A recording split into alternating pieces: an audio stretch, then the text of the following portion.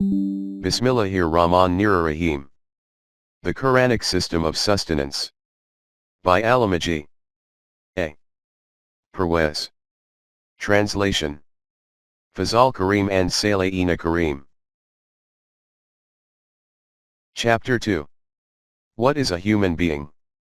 In the previous chapter we saw that the purpose behind the ongoing activity of the universe is to unlock its hidden potential and take every part of it to its final destination. The same applies to humanity. Clearly, if we want to see whether humanity has succeeded in its endeavors, and if so, to what extent, then we need to know what humanity's hidden potential actually is.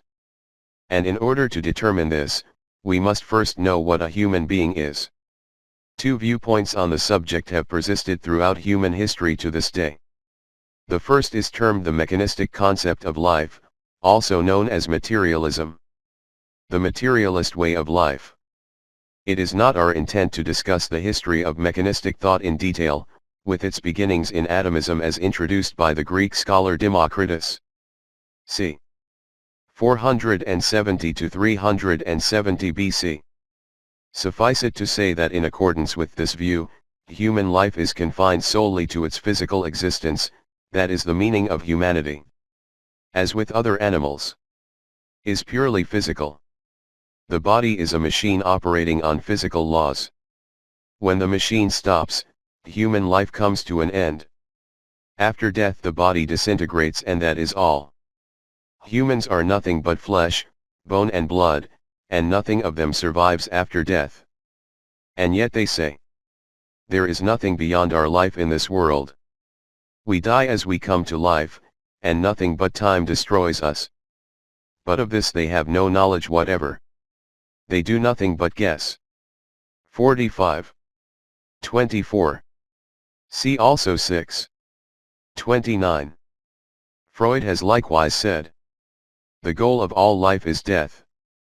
According to Freud, neither is there a reason behind the existence of the universe, nor does humanity have a higher purpose. Humanity's struggle revolves solely around physical survival and reproduction. To the materialist therefore, Rabbiya is about physical evolution and nothing else. There is no real difference between humanity and the animal kingdom. In accordance with this viewpoint we come to believe that somehow in the beginning particles and energy came into existence spontaneously. And that thereafter, natural laws were responsible for bringing about changes in these particles and energy. This in turn was responsible for the gradual and ongoing development of the universe. When the total energy of the universe dissipates, then everything will die. There is no great personality behind the creation and control of the universe, and no higher entity to guide humanity. Human intellect is sufficient to guide humanity's progress. Indeed, there is no other source of knowledge aside from human intellect in existence. Hence the idea of revelation from God is false. As Lenin writes, to be a materialist is to acknowledge objective truth revealed by our sense organs. To acknowledge as objective truth, a truth independent of man and mankind, is to recognize in one way or another, absolute truth. Human thought then by its nature is capable of giving, and does give, absolute truth.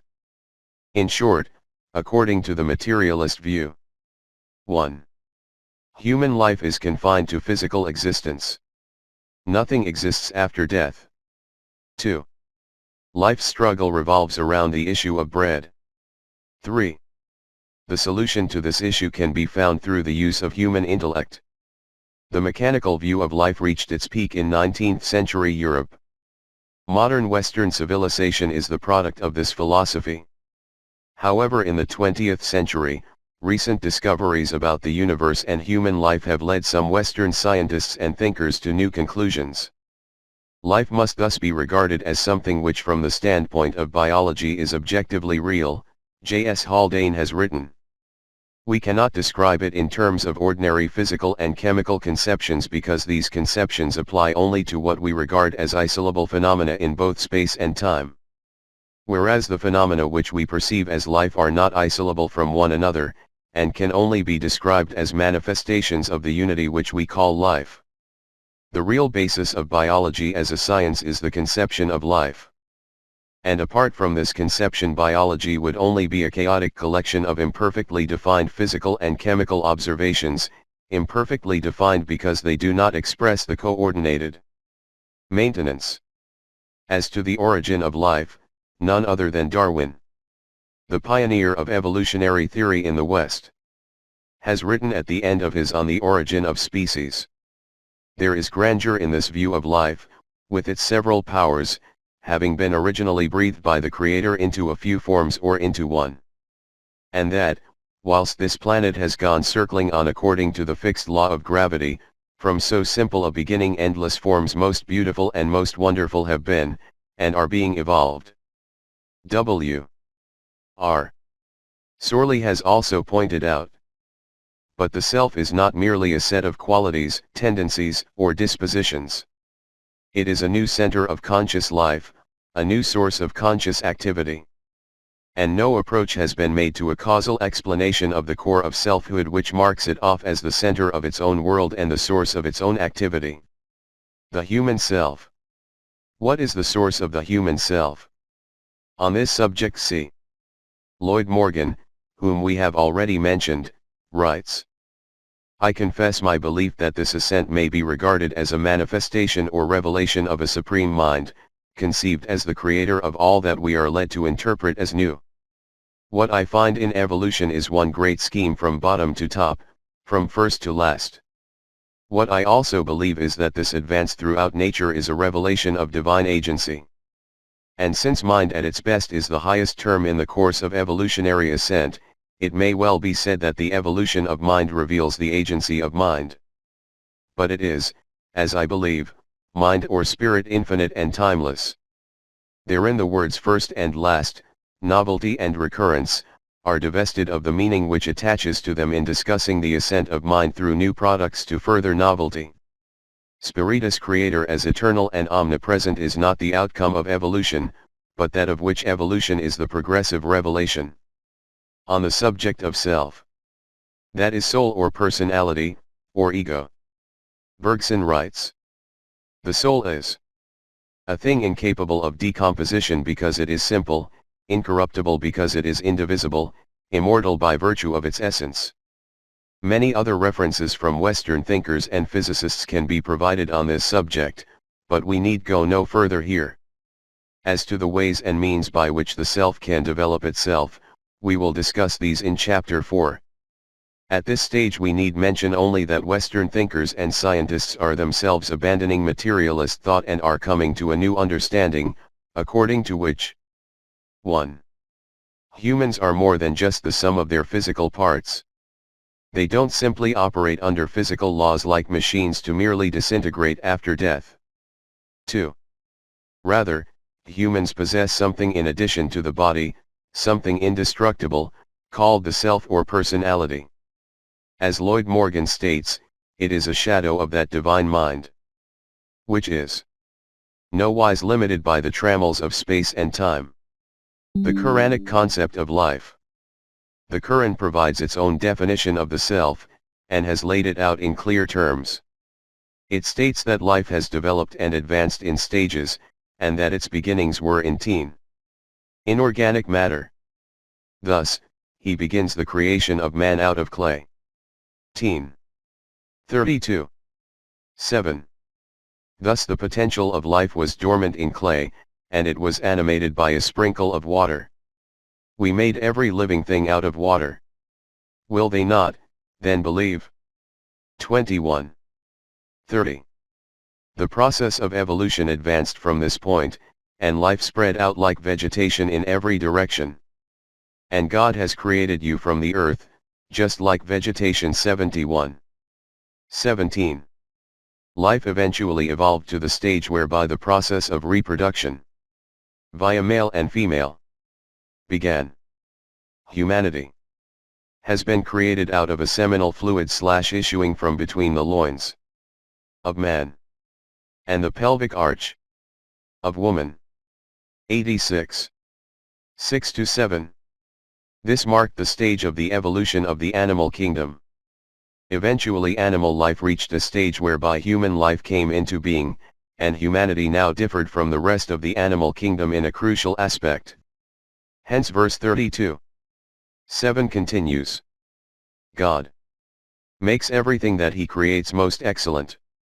And so, as with the rest of life which evolves in stages, he also begins the creation of man out of clay. 32. 7. Following on from this, the Quran states, then he causes him to be begotten out of the essence of a humble fluid. 32. 8. In other words, the evolution of life continued through various stages of evolution and reached the point at which human beings came into existence via the process of sexual reproduction. And then the early humans became sentient. And then he forms him in accordance with what he is meant to be, and breathes into him of his spirit, divine energy. And thus, O humanity, he endows you with hearing, and sight, and feelings and minds. 32. 9. Humans were thus bestowed with divine energy, which was not given to any other animal.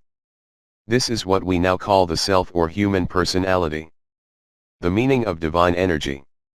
It was because of this divine energy that humans became thinking or sentient beings. So what is this divine energy? And what effect did it have on the human being? But this is a separate subject. For now we need only note that according to the Quran there is an aspect of humans that is subject to physical laws just as with animals. Aside from this, however, humans have another aspect which is called divine energy or soul. The Quran terms this the nafs. Therefore the human being is a combination of body and mind, that is the body which is always subject to physical laws, and the self, kudi, ana, or nafs, which is not subject to these laws.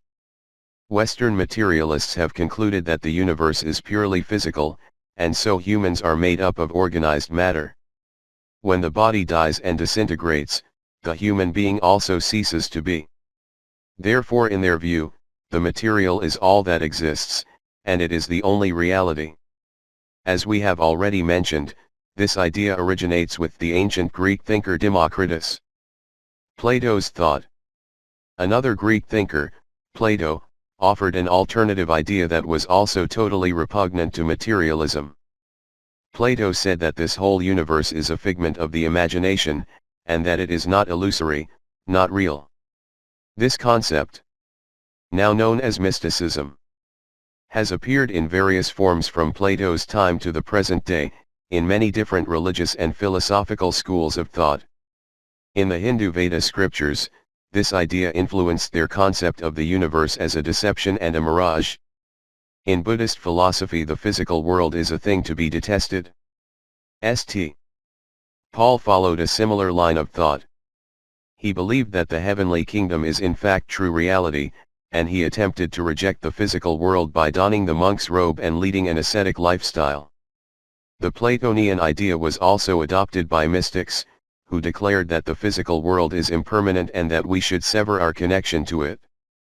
On the subject of physical or material development, it is clear that to materialists, and contrary to the mystic point of view, the process of Rabubiyya is purely physical. They believe that human beings comprise only of a physical body and nothing else, and that human intellect, and no other source of guidance, is sufficient to resolve the long-standing issue of bread. Whether or not this concept of life really can lead to positive results for humanity will be discussed later in this book. As for the mystics, it may have occurred to the reader that this group might view Rabubiyya purely as spiritual development. That is a means by which the human soul, born into the temporal world, can develop itself and gain immortality. But we will be surprised to learn that this is not the case. In fact, mystics believe that the human soul is a part of the Absolute or Great Spirit. Hindu term, Brahman.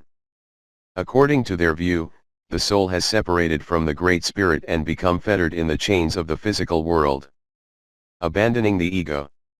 According to mystics, the purpose of life is to free the spirit from the physical shackles placed on it, so that it can return to its source. Human desires represent an obstacle to this goal, and therefore we should avoid all physical temptations that would induce such desires.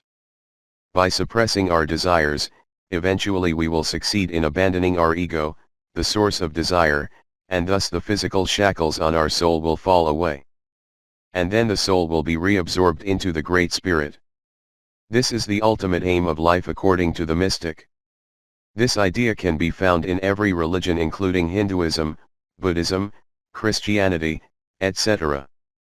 With only some surface-level differences in their respective terminologies. Unfortunately, this mystic concept has also manifested itself in Sufism.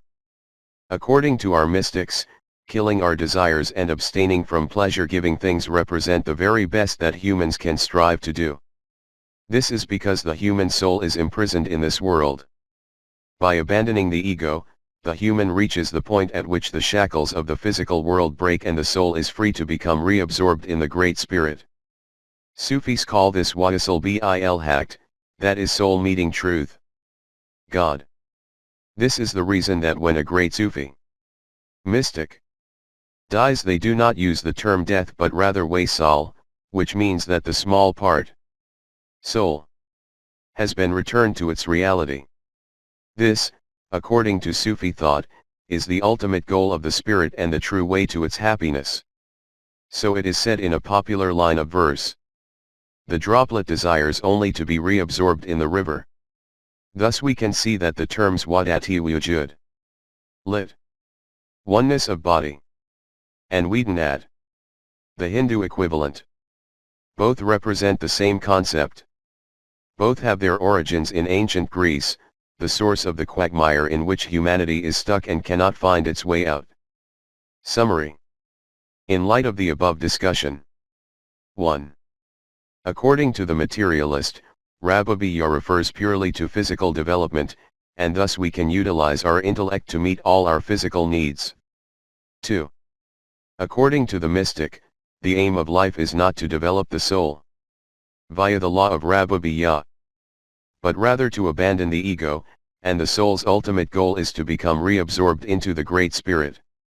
There is no further need for us to critique the spiritual concept of life in light of the Quranic concept of Rabbiya, but the materialist school of thought needs further discussion. We will do so over the following chapters.